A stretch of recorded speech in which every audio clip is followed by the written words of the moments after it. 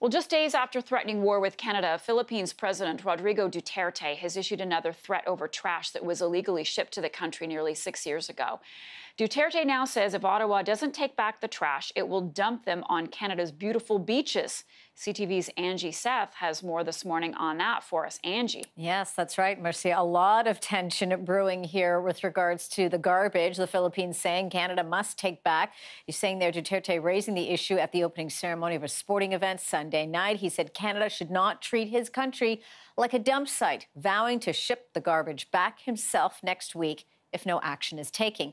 And a coalition of environmental groups have been pressuring Canada as well to take back the trash for years.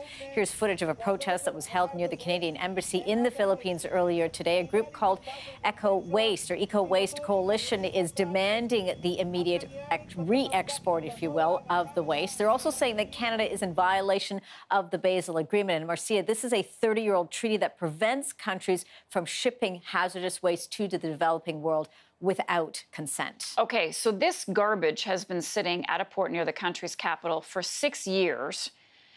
How did this happen, and why is this an issue now? Yeah, well, I mean, as you say, it's been there for 6 years. You can just imagine the odor.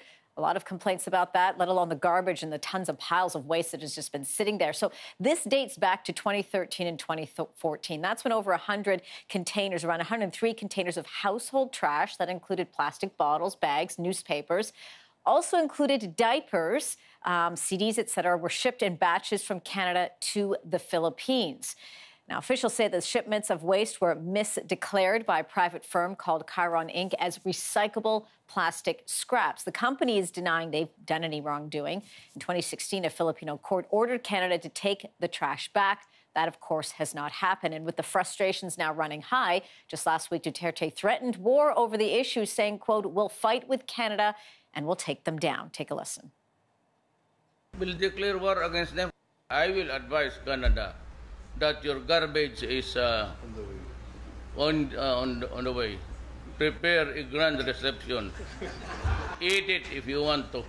So, according to local reports, the spokesperson for Duterte is downplaying those comments, saying it was just an expression of outrage, a figure of speech, if you will. Last Wednesday, Environment Minister Catherine McKenna's office said Canada is, quote, strongly committed to collaborating with the Philippines government to resolve this issue. But a solution has really been on the agenda for years.